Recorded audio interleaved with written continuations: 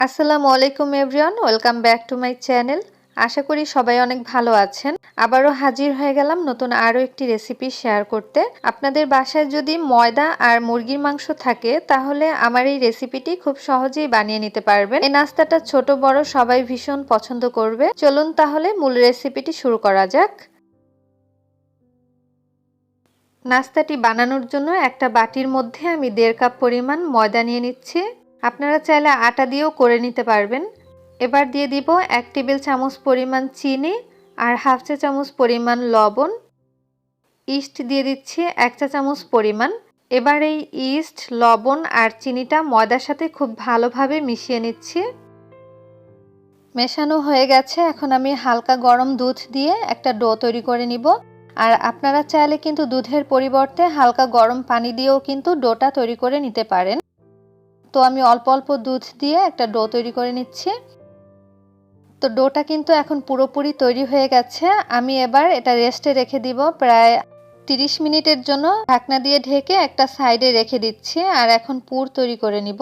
পুর তৈরি করার জন্য একটা বাটির মধ্যে আমি নিয়ে নিচ্ছি 1/2 কাপ পরিমাণ মুরগির মাংস। আর আমি এখানে হাড় ছাড়া মুরগির মাংস নিয়েছি। দিয়ে দিচ্ছি 1 চা চামচ পরিমাণ আদা রসুন বাটা, 1/2 চা চামচ পরিমাণ লবণ, লাল মরিচের গুঁড়া দিয়ে দিচ্ছি স্বাদ মতো, সামান্য পরিমাণ হলুদের গুঁড়া, জিরার গুঁড়া দিয়ে দিচ্ছি 1/2 চা চামচ পরিমাণ। আপনারা চাইলে জিরা বাটাও দিতে পারবেন। সয়া সস দিয়ে দিচ্ছি 1/2 টেবিল চামচ পরিমাণ। পেঁয়াজ কুচি দিয়ে দিচ্ছি 1/2 কাপ পরিমাণ। টমেটো সস দিয়ে দিব 1 টেবিল চামচ পরিমাণ। লেবুর রস দিয়ে দিচ্ছি প্রায় 1 চা চামচ পরিমাণ। তো এখন একটা চামচের সাহায্যে আমি সবকিছু ভালোভাবে মিশিয়ে নিচ্ছি। খুব ভালোভাবে মিশিয়ে নিতে হবে। তো মেশানো হয়ে গেছে। এখন আমি এই মাংসটা রান্না করে নিব। রান্না করার জন্য একটা প্যানের মধ্যে আমি 2 টেবিল চামচ পরিমাণ তেল দিয়ে দিলাম। তেলটা যখন গরম হয়ে যাবে তখন আমি আগে থেকে ম্যারিনেট করা মাংসটা দিয়ে দিব। সবটুকু মাংস দিয়ে দিয়েছি। এখন এই মাংসটা আমি কিছুক্ষণ কষিয়ে নেব। প্রায় 5 থেকে 6 মিনিট ভালোভাবে কষিয়ে নিতে হবে। এতে করে মশলার যে কাঁচা গন্ধটা আছে এই গন্ধটা কিন্তু থাকবে না।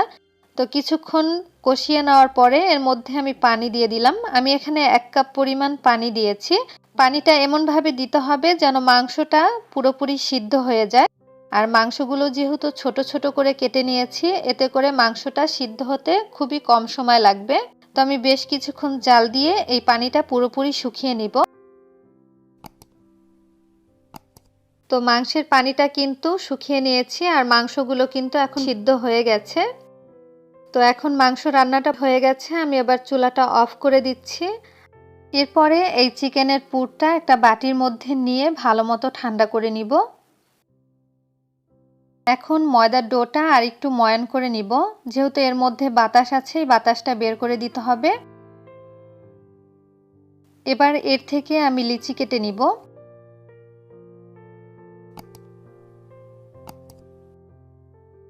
তো আমি এখানে 1.5 কাপ ময়দায় 4 পিস লিচি করে নিয়েছি। এখন আমি 1 পিস দিয়ে নাস্তাটি তৈরি করব। আর বাকি সবগুলো ঢাকনা দিয়ে ঢেকে একটা সাইড করে রেখে দিব। তো ফার্স্টেই আমি একটু গোল করে নিচ্ছি।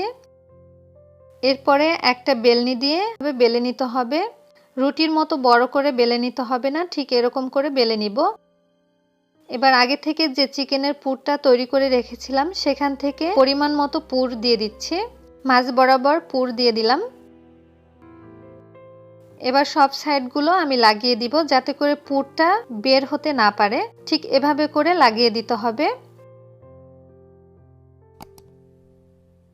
তো একটা বানানো হয়ে গেছে। এভাবে করেই কিন্তু আমি বাকি সবগুলো বানিয়ে নিব।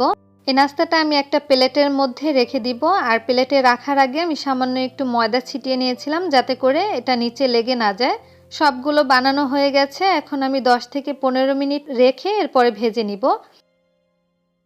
ভাজার জন্য একটা প্যানে পরিমাণ মতো তেল দিয়ে দিলাম। আর তেলটা যখন হালকা গরম হয়ে যাবে তখন আমি একটা একটা করে দিয়ে দিচ্ছি।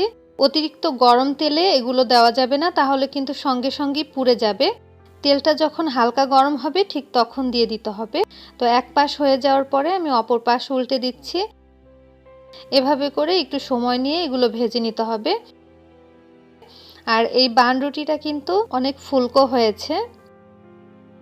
তো এভাবে করে আমি লো আঁচে ভেজে নিব।